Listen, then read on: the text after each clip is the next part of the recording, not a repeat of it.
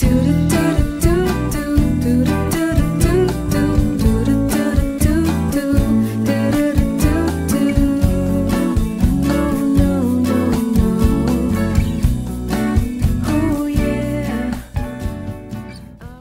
baik. Assalamualaikum dan selamat sejahtera. Okey, hari ini kita nak sambung lagi bab 7. Okey, hari ini kita nak masuk 7.3, prinsip keabadian tenaga. Okey, selepas kita dah habis 7.1 tenaga dan kuasa, 7.2 tenaga keupayaan dan tenaga kinetik. So, hari ini kita nak masuk kepada prinsip keabadian tenaga. Okey. Okey, dalam subtopik prinsip keabadian tenaga ni, okey, kita nak belajar apa itu prinsip keabadian tenaga. Kemudian kita nak belajar bagaimana prinsip keabadian tenaga ni berfungsi. Okay, kita akan tengok melalui aktiviti ayunan bandul ringkas dan juga spring berbeban. Okay, kemudian kita nak tengok apa aplikasi prinsip keabadian tenaga ni dalam kehidupan seharian kita. Okay, baik. Kita pergi kepada yang pertama. Prinsip keabadian tenaga menyatakan bahawa tenaga tidak boleh dicipta. Ya, tenaga tidak boleh dicipta, tenaga tidak boleh dimusnahkan, tetapi tenaga boleh berubah-ubah bentuknya. Okey, bagaimana dikatakan bahawa tenaga ni boleh berubah bentuk? Okey, saya bagi satu contoh. Okey, bahan api fosil. Bahan api fosil ni apa? Bahan api fosil ni adalah sumber tenaga. Okey. Kita menggunakan bahan api fosil untuk pembakaran. Okey, bila berlaku pembakaran, apa yang akan berlaku? Akan berlaku perubahan tenaga. Bahan api fosil ni adalah tenaga kimia. Okey. Bila pembakaran berlaku, dia akan menukarkan tenaga kimia ini kepada tenaga haba ataupun kepada tenaga cahaya. Okey, daripada tenaga haba berubah kepada tenaga cahaya. Okey. Jadi tenaga akan berubah daripada satu bentuk kepada satu bentuk yang lain. Okey, begitulah prinsip keabadian tenaga. Okey, seterusnya kita nak tengok bagaimana prinsip keabadian tenaga ni berfungsi dalam aktiviti ayunan bandul ringkas. Okey, ayunan bandul ringkas ni melibatkan dua jenis tenaga. Yang pertama iaitu tenaga keupayaan graviti, yang kedua tenaga kinetik. Okey, baik. Seperti yang kita dah belajar di dalam subtopik 7.2 tenaga keupayaan dan tenaga kinetik. Tenaga keupayaan graviti ni adalah tenaga yang tersimpan di dalam sesuatu objek berdasarkan ketinggiannya. Okey, maknanya apa? Semakin tinggi sesuatu objek itu, semakin tinggilah tenaga keupayaan graviti dia. Okey, manakala tenaga kinetik pula adalah tenaga yang terhasil disebabkan oleh kelajuan objek yang bergerak. Okey, jadi kedua-dua faktor ini kita boleh tengok di dalam aktiviti ayunan bandul ringkas ini bila bandul ini nanti bergerak. Okey, so kita boleh tengoklah ketinggian dia berada pada paras mana, kelajuan dia macam mana. Okey, so kita boleh tengok kelajuan dia bergerak semualah. Okey. Okey, baik. So Y ini adalah kedudukan awal bagi bandul. Okey, kedudukan awal dia. Jadi apa yang perlu kita buat ialah kita perlu tarik bandul ini pergi kepada X. Okey, pergi ke kedudukan X. Kemudian kita akan lepaskan dia. Kita lepaskan dia, dia akan berayun daripada X, Y ke Z, kemudian dia akan patah balik. Okey, jadi pergerakan berlakulah. Okey, pergerakan berlaku, perubahan pergerakan berlaku dan juga perubahan ketinggian berlaku di dalam ayunan bandul ini. Jadi di situ kita akan lihat perubahan tenaga keupayaan dan tenaga kinetik. Okey, di setiap kedudukan inilah, kedudukan X, Y dan Z serta kedudukan di antara YX dan juga YZ.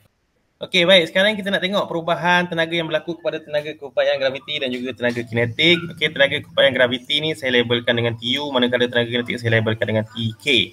Okey, kita tengok dulu tenaga keupayaan graviti. Okey, pada kedudukan X, tenaga keupayaan graviti adalah maksimum. Kenapa dia maksimum? Kerana H dia adalah maksimum. H itu apa? H itu adalah ketinggian. Macam yang kita belajar yang lepas, H itu adalah ketinggian.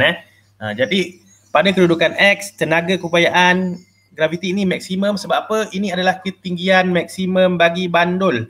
Okey, ini ketinggian maksimum bagi bandul. Okey, saya tandakan dekat sini ini adalah ketinggian maksimum bagi bandul. Okey, bandul dia paling tinggi dekat sini. Ni paling rendah lah, yang bawah ni paling rendah. Yang ni paling tinggi. Okay, so itu kedudukan bandul paling tinggi sekali. Jadi pada kedudukan paling tinggi, tenaga keupayaan graviti adalah paling maksimum. Okay, manakala tenaga kinetik pula, okay, tenaga kinetik pada kedudukan X ini adalah pegun. Sebab apa dia pegun? Sebab pada ketika ini bandul tidak bergerak. Okay, bandul tidak bergerak. Okay, jadi tenaga kinetik dia adalah kosong ataupun sifar. Sebab dia tak bergerak, dia pegun. Okay, seperti yang saya cakap tadi, tenaga kinetik ni bergantung kepada kelajuan dia. Jadi waktu ini dia tak bergerak. Okey, pada kedudukan X ni dia tidak bergerak, jadi tiada kelajuan di situ. Jadi tenaga kinetik dia adalah kosong. Okey, pada kedudukan 1. Mana kedudukan 1? Ini kedudukan 1 Ini kedudukan 1 antara X dan Y. Apa yang berlaku kepada tenaga keupayaan graviti? Pada ketika ini tenaga keupayaan graviti telah pun berkurang. Okey, kenapa tenaga keupayaan graviti ini berkurang? Sebab dia punya H dia berkurang. H tu apa? Ketinggian. Ketinggian dia berkurang, jadi tenaga keupayaan dia pun berkurang. Manakala tenaga kinetik apa? Tenaga kinetik jadi bertambah dekat sini. Sebab apa dia bertambah? Sebab dia mula bergerak. Okey, bila dia mula bergerak, ada pergerakan, ada kelajuan di situ, bermakna tenaga kinetik pun bertambah. Okey, kemudian pada kedudukan Y, tenaga keupayaan graviti adalah yang paling minimum sekali. Sebab apa dia paling minimum? Sebab ini adalah ketinggian yang paling rendah. Saya dah tandakan tadi Ini adalah ketinggian yang paling rendah sekali kan. Okey. So bila paling rendah bermakna tenaga keupayaan dia pun paling minimum lah dekat sini. Okey. Manakala tenaga kinetik adalah paling maksimum dekat sini. Sebab apa? Dekat sini dia punya V paling maksimum sekali. V itu apa? V itu adalah velocity ataupun dia punya hal laju. Hal laju dia paling laju sekali dekat sini. So dia punya tenaga kinetik adalah yang paling maksimum. Okey, pada kedudukan 2 di antara Y dan Z ni, apa yang berlaku kepada tenaga kinetik? Pada kedudukan 2, apa yang berlaku kepada tenaga keupayaan graviti? Tenaga keupayaan graviti pada kedudukan 2 ni antara X dan Y ini dia bertambah. Sebab apa dia bertambah? Sebab ketinggian dia pun bertambah. H dia bertambah. So bila dia bertambah, tenaga keupayaan dia pun bertambah. Manakala tenaga kinetik dia berkurang, sebab apa? Kelajuan dia mula berkurang. Okey, sebab apa kelajuan dia mula berkurang? Sebab apa kelajuan dia mula berkurang? Sebab dia naik ke atas. Okey, dia ibarat macam awak naik basikal lah. Okay. Kalau awak naik basikal kan, kalau naik basikal ataupun berlari, awak turun bukit, naik basikal ni mesti dah laju kan. Bila nak naik balik mesti jadi perlahan. Okey, sama juga macam ayunan bandul ni tadi, betul? Okey. Baik. So tenaga kinetik jadi berkurang. Okey, pada kedudukan Z apa pula yang berlaku? Okey, kedudukan Z sama macam yang mula-mula tadi. Okey, ketinggian paling tinggi sekali.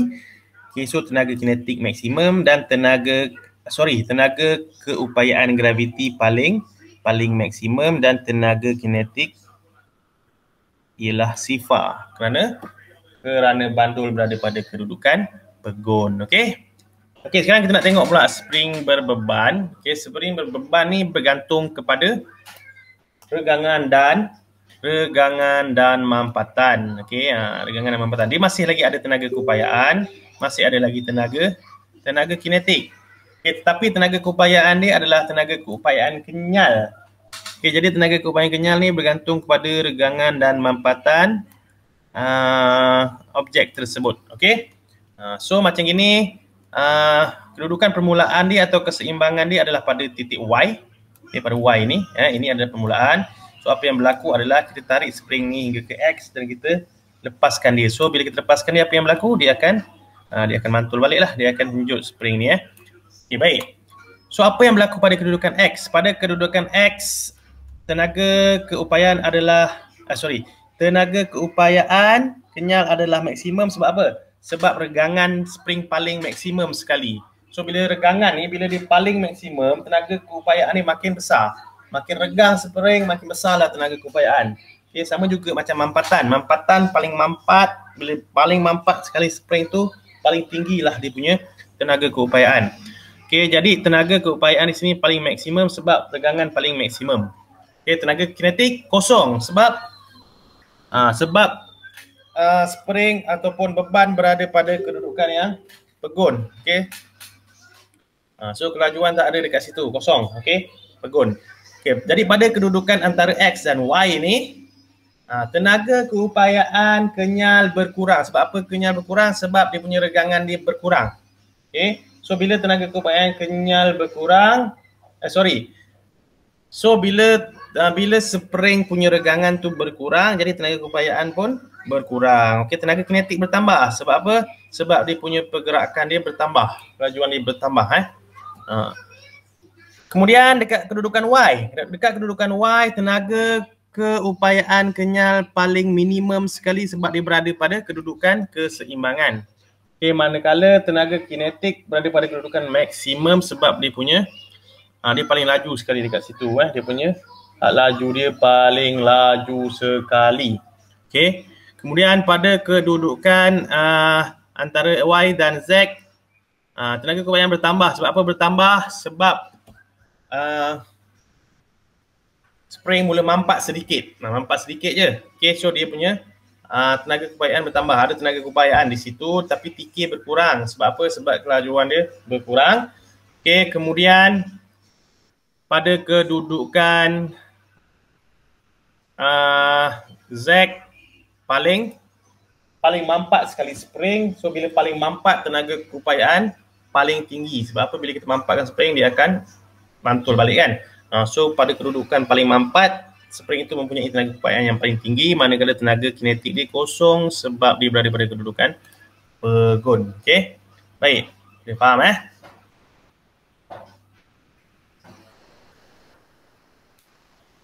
Okey, berikut adalah aplikasi prinsip keabadian tenaga. Yang pertama ialah roller coaster. Roller coaster ni dia menggunakan prinsip keabadian tenaga. Dia menggunakan tenaga keupayaan dan tenaga kinetik. Okay, kalau awak nak tahu, roller coaster ni dia tak menggunakan enjin pun. Dia akan gunakan enjin pada mula-mula je. Permulaan dia naikkan dulu roller coaster tu ke tingkat yang tinggi sekali. Kemudian dia akan lepaskan. Dia lepaskan tu dia dah tak guna enjin lah. Dia guna sepenuhnya tenaga keupayaan graviti dan juga tenaga kinetik. Okey. Yang kedua ni adalah buaian bayi. Buaian bayi ni guna spring lah, sama macam spring yang berbeban tadi. Okay, kemudian slide ataupun gelongsor pada taman tema air pun sama, makin tinggi makin lajulah awak menggelongsor ke taman tema air ni siap boleh berpusing-pusing lagi. Okay, kemudian buaian kanak-kanak ni menggunakan konsep yang sama macam ayunan bandul tadi. Okay, kemudian pistol berspring ni, pistol mainan berspring ni, dia perlu mampatkan dulu spring tu. Bila dah mampat, tarik spring tu bagi mampat, kemudian ditekan picu lah untuk regangkan balik spring untuk lepaskan peluru tu. Lepas tu ini adalah kereta mainan yang menggunakan spring. Bila tekan button tu, spring tu akan tendang kereta tu keluar lah. Okay, ni contoh aplikasi prinsip keabadian tenaga di dalam kehidupan seharian. Okey, baik. Sekarang ni kita nak tengok satu video project based learning atau PBL daripada pelajar tingkatan 3 tahun lepas kelas saya, di mana mereka menghasilkan roller coaster menggunakan prinsip keabadian tenaga dengan menggunakan barang-barang terpakai.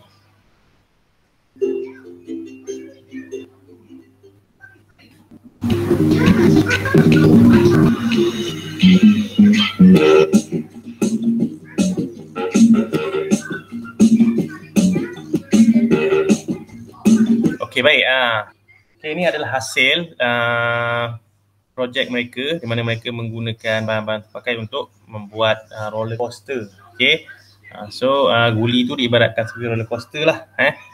So dekat sini dia mengaplikasikan prinsip keabadian tenaga di mana ada tenaga keupayaan graviti dan juga tenaga kinetik. Okey, so kat sini kita tengok bagaimana yang dikatakan aplikasi prinsip keabadian tenaga tu tadi.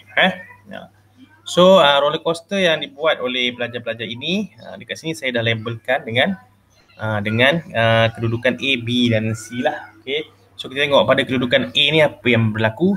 Okey, pada kedudukan A apa yang berlaku kepada tenaga keupayaan graviti? Tenaga keupayaan graviti pada kedudukan A adalah paling maksimum sekali. Sebab apa? Sebab ketinggian dia dekat sini adalah yang paling maksimum sekali dekat A ni. Okey, so jadi tenaga keupayaan graviti adalah paling maksimum, manakala tenaga kinetik pada kedudukan ini ialah sifar. Sebab apa sifar? Sebab pada kedudukan ini guli adalah pegun, dia belum bergerak lagi. Maksudnya pelajar ni pun belum lepaskan lagi guli tu daripada genggaman dia.